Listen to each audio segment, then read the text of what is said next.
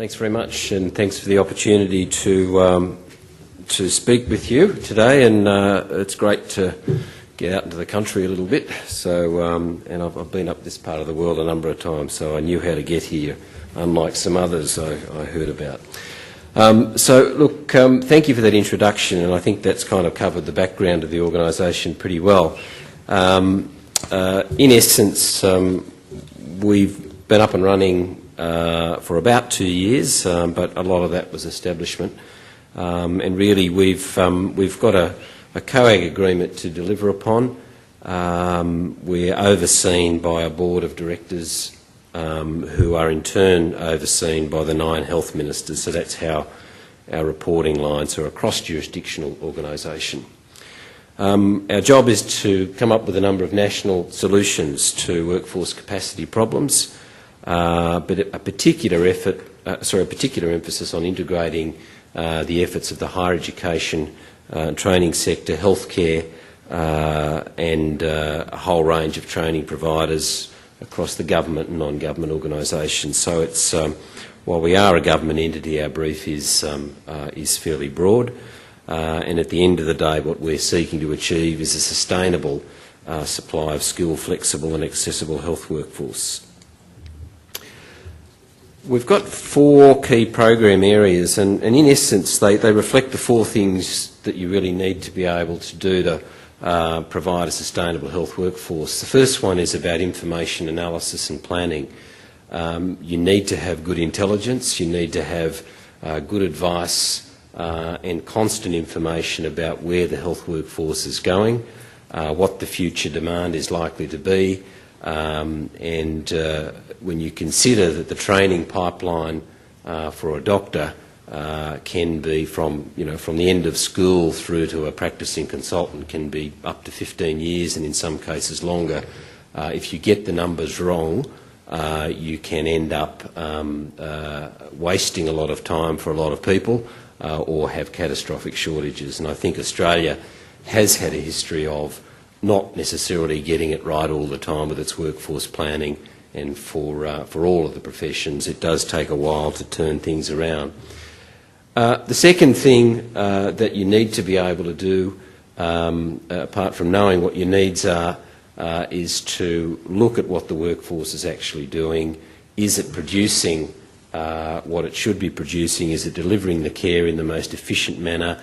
Is there a need to encourage innovation and reform? So that's the second thing you need to do to achieve a sustainable supply. The third thing is to train, and obviously training is a very important part of securing supply, and in that sense we not only need to train more, but we need to train well, and in some cases we need to train differently. So there's a strong focus on looking at the training system.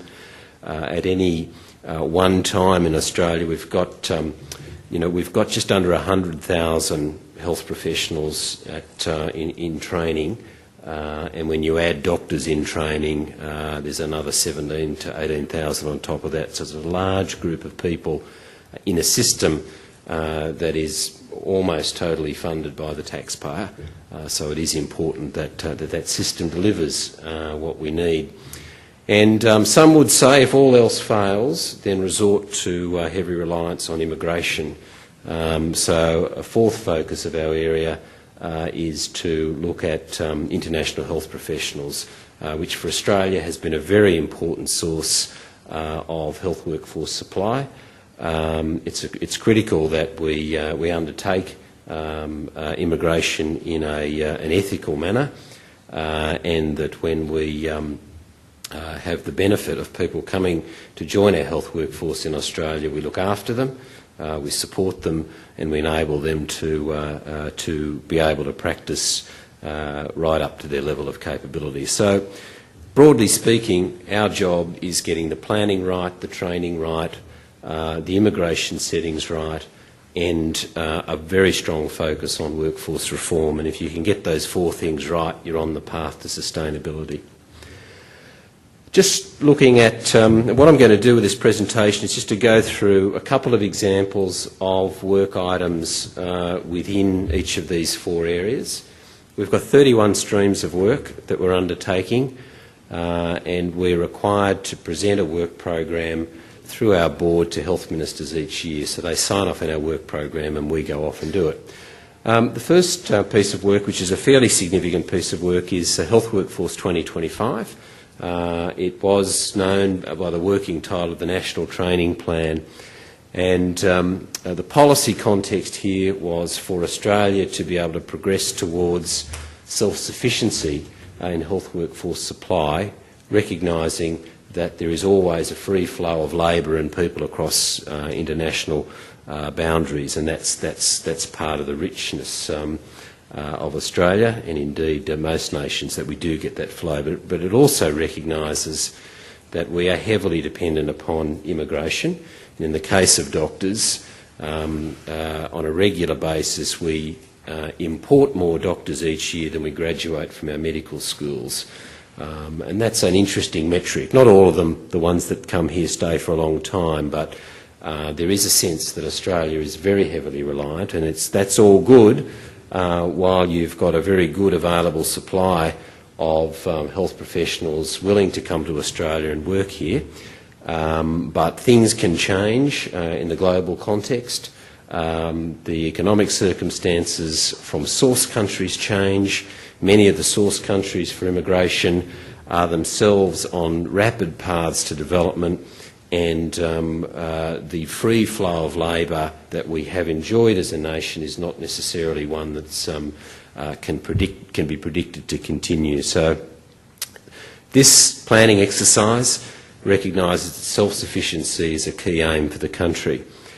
The work has been undertaken in two phases. The first has really been to generate a baseline of current supply, and also to start to develop some alternative views of what the future might look like. Counting the workforce accurately is not as easy as you'd think, and I'll talk about some work we're doing there, but we think we've just about got them counted. So what we've done is look at 2025, look at what might happen if we just continue to do things the way we have been doing with the workforce, and then we compare and contrast that with other alternative scenarios. For example, what if the immigration supply is reduced? What if productivity increases or decreases? What if doctors, for example, on average work no more than 50 hours per week? So we come up with a range of scenarios for the future, and we've prepared quite a few for doctors, nurses and midwives, and then we really work backwards from those to ask some policy questions.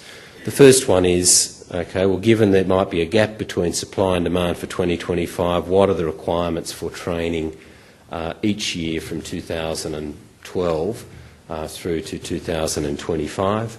What are the requirements for reform? What are the requirements for improving productivity? What are the requirements for improving retention? All of these factors, and these are now the subject of a series of policy options for consideration by government, and Health Workforce 2025 will be considered by health ministers next month.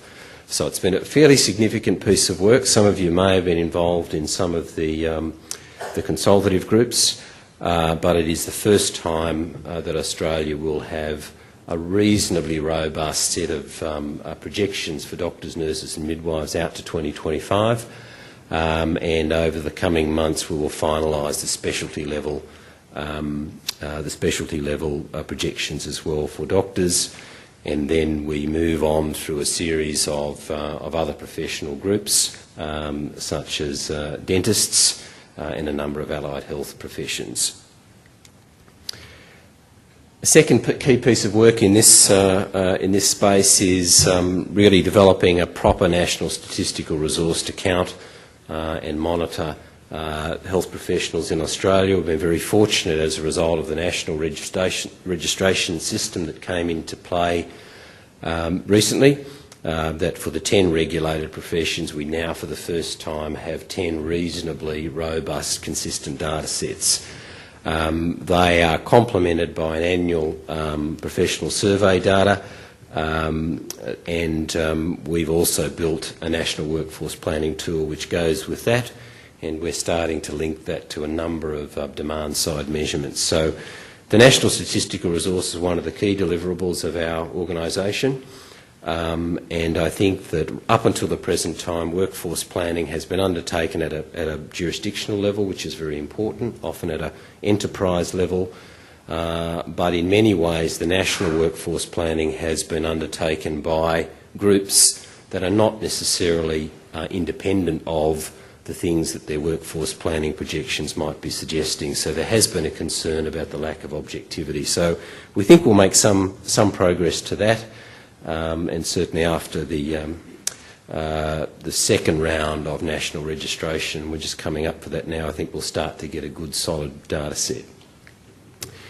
Just talking about workforce innovation and reform, which is, I guess, it is one of our four major pieces of work.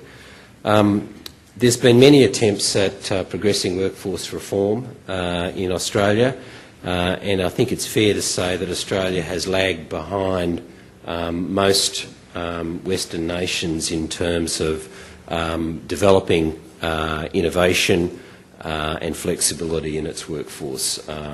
There could be a range of reasons as to why that's happened, but the consequence of not really progressing with innovation and reform in our health workforce is that as our demand for health workers grows, the costs of sourcing that through either training or immigration become unsustainable unless we attend to the core functions about what health professions, what they actually do, what contributions do they make, how productive they are, how flexible they are in their work roles. So the Innovation Reform Framework was agreed by ministers last year, and this really plots I guess a roadmap for progressing workforce reform. It identifies 5 domains of activity. The first of those are the roles and functions of health professionals. What do they actually do? What are the overlaps across different professional groups? What are the common competencies? What are the common tasks performed? The second is about capacity and skills development, recognising that the way that health professionals are trained and equipped has a big bearing on the roles that they undertake, and that if we are progressing a broadening of the base of activities that individual health professionals undertake, and that is certainly one of the objectives that is being pursued. There needs to be parallel adjustments in the training system to enable that to happen. Thirdly, any attempt at large-scale innovation and reform requires leadership. And we were really delighted, and I'm sure the College would be delighted, that ministers acknowledged that the development of leadership is an important part of an overall workforce innovation and reform strategy. The fourth area is workforce planning, a consistent national approach, and I described that earlier. And the fifth one, in many ways, is the most difficult one, and this is the domain of policy, regulation, legislation and funding models. And we heard quite a lively discussion just from the previous speaker, Jim Birch, about different ways of funding the healthcare system. And they do create incentives and disincentives to do certain things. And the same applies in the workforce space. The way that health workers are regulated, the way their training is accredited, the way the legislation governs their behaviours, such as drugs and poisons legislation, radiation safety legislation, public health acts, can potentially have a positive effect on progressing workforce reform, or indeed it can have the opposite effect, it can impede. And a very good example of that is in the last 18 months, following a federal budget measure, access to prescribing by nurse practitioners and independent midwives was allowed, and it was funded. So that required a significant federal investment, but it also required in each state and territory quite significant amendments to their Drugs and Poisons Act, because that behaviour is regulated at a state level. So any reform requires attention to each of those 5 domains. I'm conscious of time, so I'll try to skip through as much as I can and leave time for questions. So we've got a body of work to undertake, which is a national implementation program of health workforce innovation reform. It's based on that framework, and it is really about seeing how we can optimise our current health workforce, boosting self-sufficiency, productivity and retention. The single biggest factor that impacts on the supply or undersupply of nurses, different to doctors, is retention.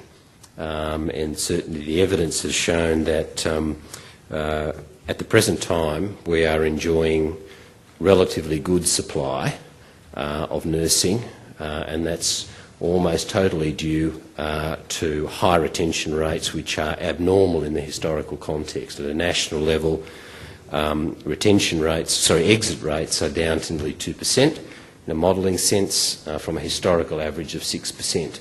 So when you consider the size of the nursing workforce, the factors which influence retention are critical in terms of whether you need to boost training levels, increase immigration. So retention is a key factor.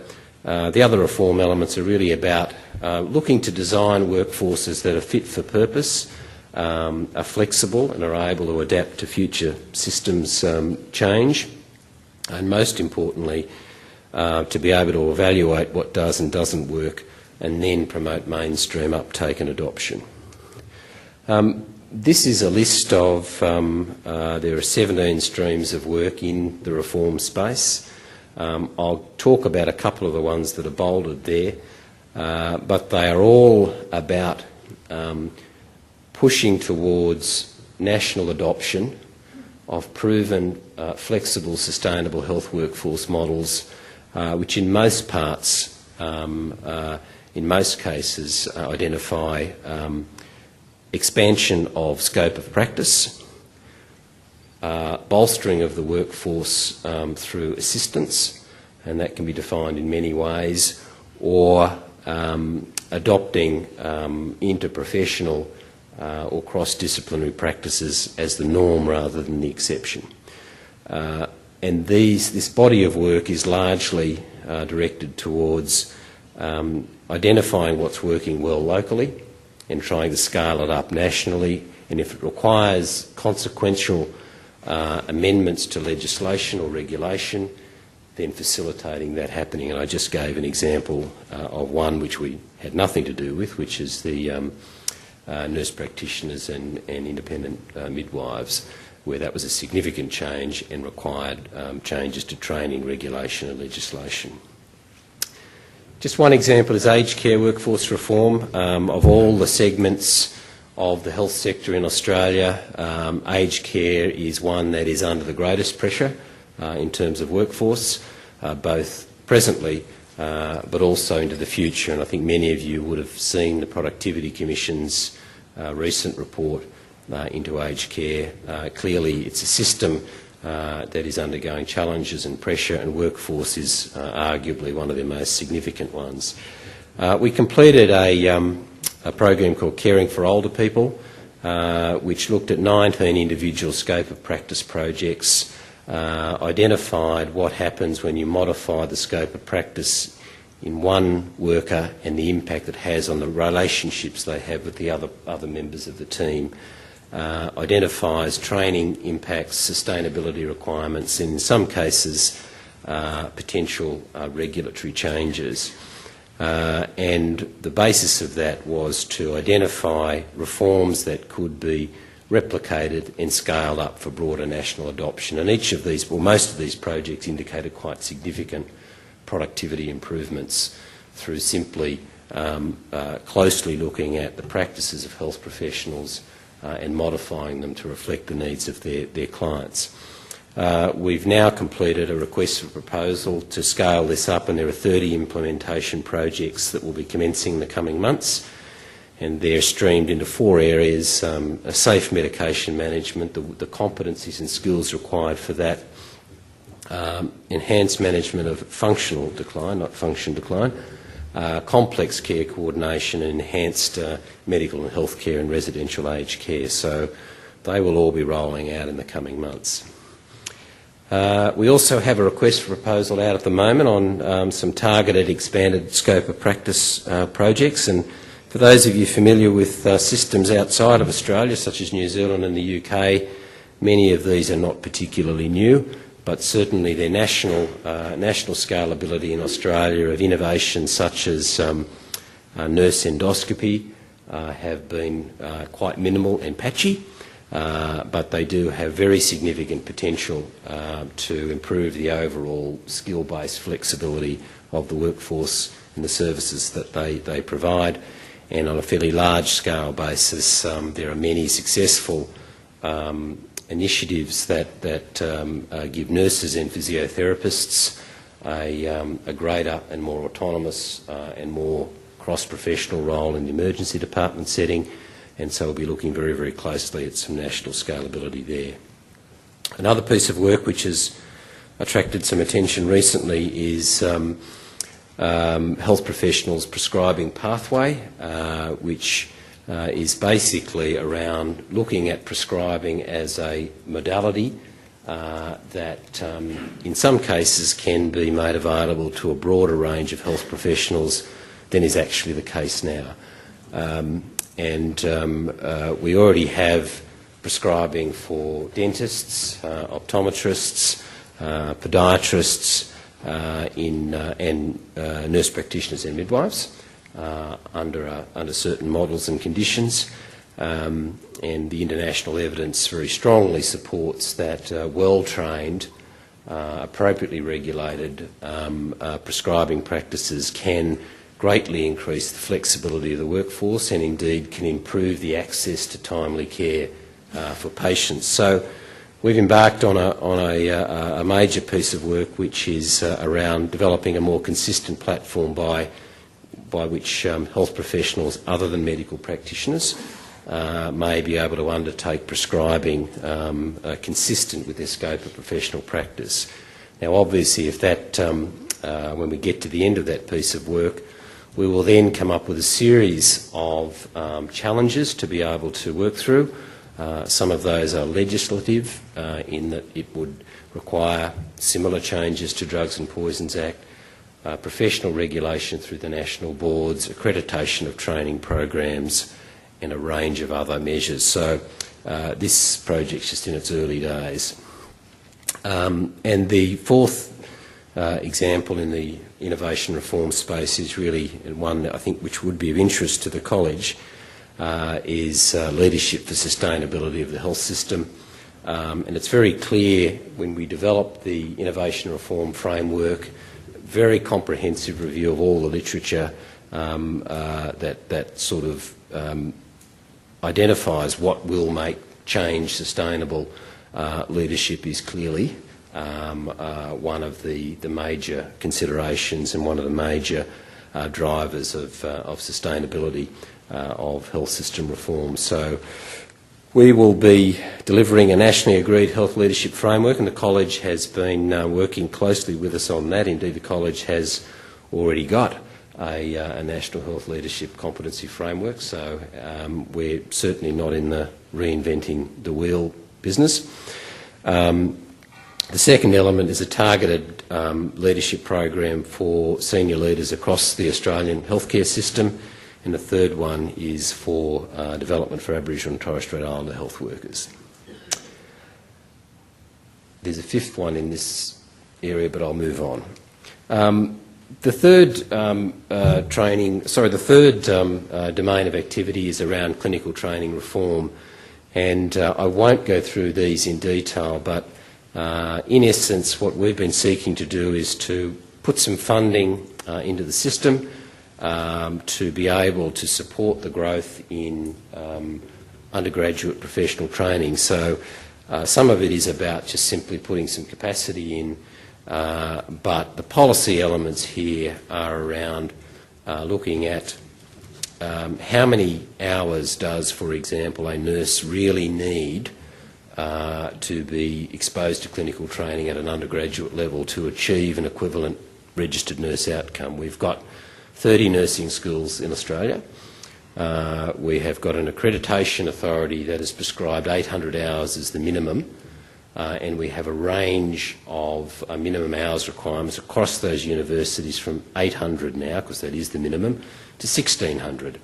Now, from a capacity point of view, if you are the person who is training nurses from University X that has a 1,500 or 1,600 hour requirement versus University Y that has an 800 hour requirement, you are clearly going to have twice as many people available to undertake that training. So this is, the funding is there to support growth in training, but it's also to identify some of the essential reforms. So there's a lot of policy questions come up in this space, including the fact that we don't have a single national set of performance indicators that measures training output in the country.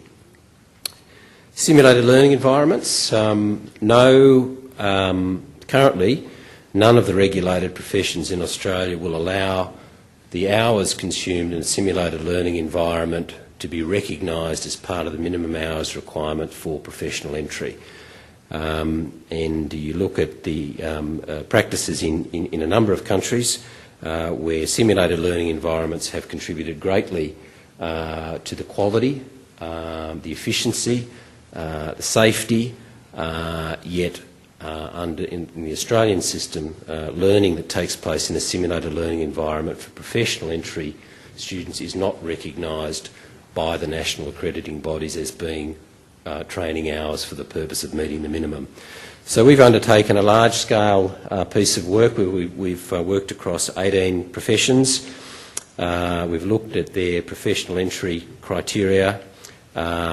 We've asked them to identify elements of those that could be undertaken in a simulated learning environment, and we will, I guess, progress gradual reform in this space. We've also funded a large-scale program to train, in the first instance, 600 educators in simulated learning in a nationally consistent program with a target reach of 6,000 over the next couple of years, and also a national research and evaluation program which moves beyond the already proven aspects of simulation, which are patient safety and effectiveness, into cost effectiveness as well. We think that's an area that could benefit for some further research and evaluation. I'll skip to the final slide because I'm conscious that I've just about up to my allocated time. The fourth zone is international health professionals, and this is really about promoting nationally consistent policies and programs to better manage recruitment, retention and integration of international health professionals. Some of you would have seen the House of Representatives released this week Lost in the Labyrinth, which is a report of practices around the recognition and support of overseas trained doctors in Australia, which has a uniquely adverse impact on the bush if you don't get it right. And if you haven't read it, it's a good read, and it identifies a whole range of policy measures and a whole range of practices, from jurisdictions to professions to the accrediting bodies to the regulatory bodies, which are largely impeding and really causing a lot of difficulties for international health professionals who want to come here, who want to stay here and need the necessary supports to be able to do that. And those of you who work in rural, regional and especially remote areas will realise that if you don't have international health professionals, you don't have any health services in many parts of Australia. So I've taken up enough time. You can track our work plan at our website. We update that after every board meeting. and we've also got some other things there you might be interested in. So thanks very much for the opportunity to speak with you today.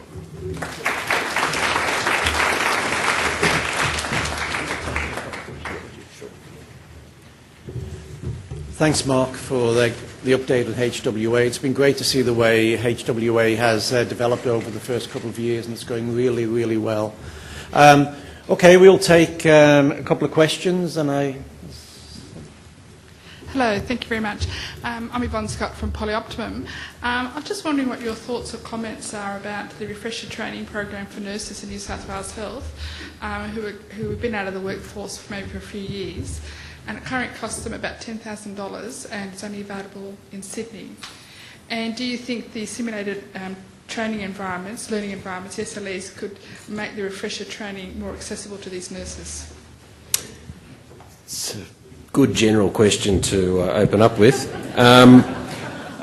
I guess the short answer is I don't know nearly enough about that particular program, so I wouldn't really feel it's appropriate for me to comment on its configuration, its cost effectiveness and all those sorts of things. But I would say is that we have a view, and the evidence is starting to support that view, that simulation has a very valuable role to play at multiple levels of training. Certainly in many of the regulatory bodies overseas use simulation as part of their fitness to practice assessments, and certainly for postgraduate and ongoing professional development, simulation seems to be very well accepted. We just feel that given the enormous growth in professional training and the incredible burden that is placed on training outlets by the large numbers of students that are coming through, we think we need to look at modalities such as simulation, and we have an active or a commencing program of research and evaluation to identify those efficiency benefits of the program, but I can't speak about the New South Wales Nursing Refresher Program because I don't know anything about it. question here. Hi Mark, it's Julie Holcomb from Queensland Health. You were speaking about innovation in the workforce, and you suggested that Australia has lagged behind for a number of reasons. I wonder if you'd like to just discuss your views on what those reasons might be, or I can share mine with you, but that's not what we're here for. for. Well, I'll share mine. Look, I think there are a lot of, there have been a number of reviews of the Australian healthcare system, the recent Commission for Reform, I think canvasses a whole range of issues, and I think they did a pretty good job. I think it's a combination of our relative economic health over a long period of time. I think many countries have had to innovate because of economic circumstances, or in some cases, cataclysmic events that cause them to focus on efficiency and reform. I think, and just harking back to Jim's presentation, the way services are funded has a big impact on the way that they are delivered. So if you have a funding model that is specifically rewards or specifically pays doctors for a range of activities that only doctors can perform, but doesn't have a parallel mechanism for those activities that other health professionals appropriately trained in credentials could equally perform, then you have a different set of incentives for reform. And I just think that I think some professions and some segments of professions have been highly protective of their scope of practice, and I think the Productivity Commission's report 2005 canvasses those, and indeed it was that report that kind of gave rise to our existence. So I think there are a range of factors, but I think what we are identifying is that looking out to the future with the demographics of those who will need health services going the opposite direction of those who will be able to be trained to become providers of health services, it's pretty obvious that there is a sustainability gap there that needs to be addressed, and certainly the Council of Australian Governments and ministers identified the need to progress with reform, and that's what we'll aim to do.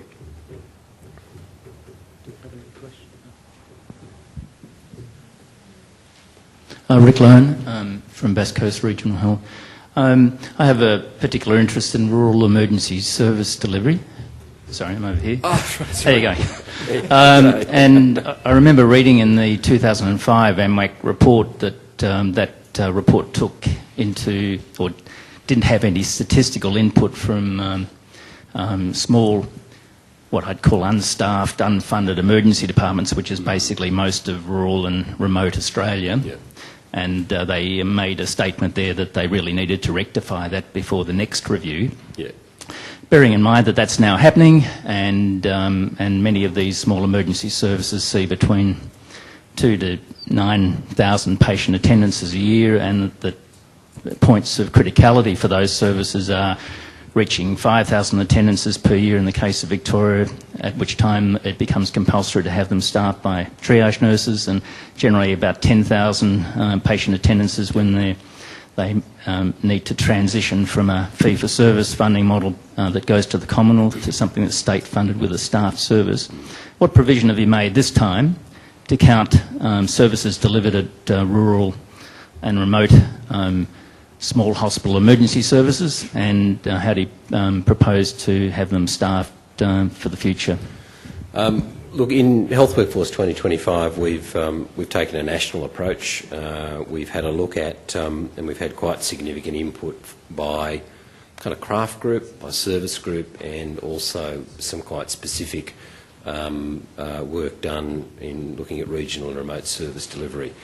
I think it's fair to say that the numbers in the health workforce space are, it's a developing data set, but we're very conscious that the approach we're taking this time will have a much stronger recognition of the needs of rural, regional and remote health services, and indeed one of the key elements is the issue of geographic distribution and the, if you like, the range of policy levers that are available or could be available to address regional distribution, because we are at a time when there is a moderate surge of new doctors, new nurses. We've seen increases of just between 2005 and 2010 of 70% coming through the system, and we're very conscious in the planning work that we're doing of the need to be able to not just allow that surge to go down the same channels. We need to look at mechanisms that will make rural practice of all sorts sustainable, and the other element of that is that if it's not possible or indeed not necessary to have certain services only provided by consultants, consultant medical practitioners, what is the system doing, and what does the system need to do to be able to provide the sort of worker that's fit for purpose in those sorts of environments? So we hope we'll do a better job than last time, but I think the data sets are very much a work in progress. Mark, a question here from our CEO, well known to you, I believe, Daryl Sadgrove, who is currently watching in Chicago. Of all the current and proposed Health Workforce Australia initiatives, which of these do you believe will have the greatest impact on health workforce sustainability if they are successfully implemented? All of them are. Thank you. All of them are of great importance. I guess, and this is just really kind of speaking off the cuff, I think the areas of work that show the greatest promise are those very much at the heart of workforce reform, and I've described the 4 domains of activity that we undertake. So I believe those that focus on what individual health professionals actually do, how to equip them to be able to provide a broader range of activities safely, and to be able to avoid the continued trend towards over-specialisation of workforces where the evidence doesn't support it. I believe the work program that is focused on workforce reform, expansion of scope of practice, greater use of assistance and a competency-based approach to training, I think they're the major ticket items in terms, the big ticket items in terms of reform.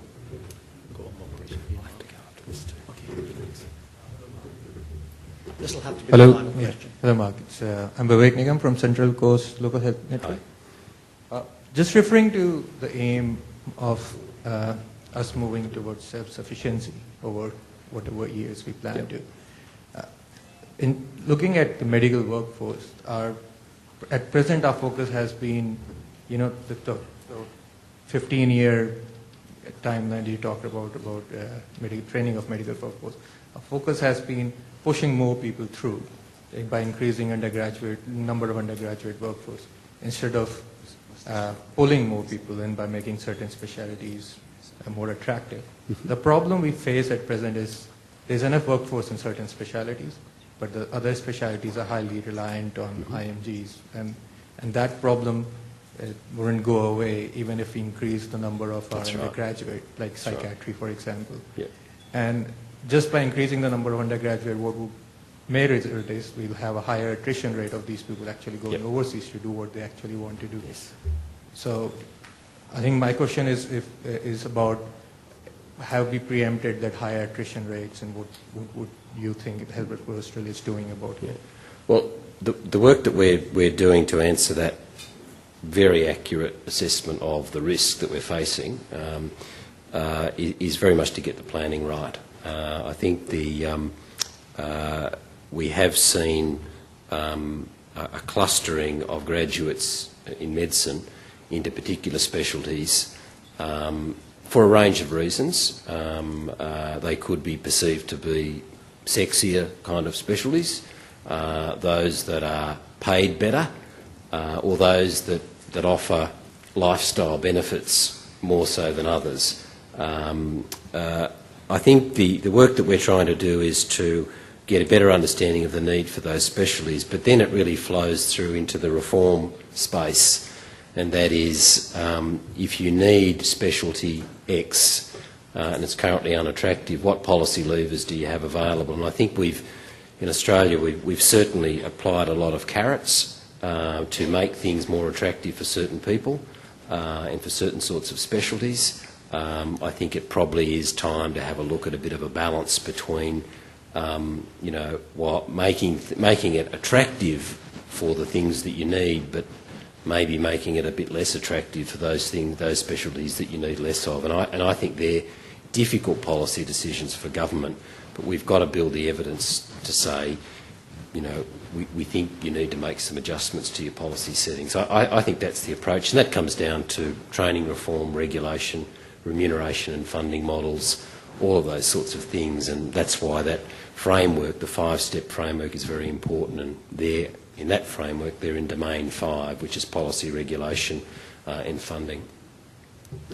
So, Mark, you've got to get off to catch a flight, I realise. George he's indicated he's got a very short question. Very small question. So recognising the main challenge is distribution rather than numbers of healthcare providers, what's the health workforce in Australia looking at the use of technology to leverage urban professionals in non-urban areas and using telemedicine, those sort of technologies? Any comments on it's in our work program, but it's early days. I think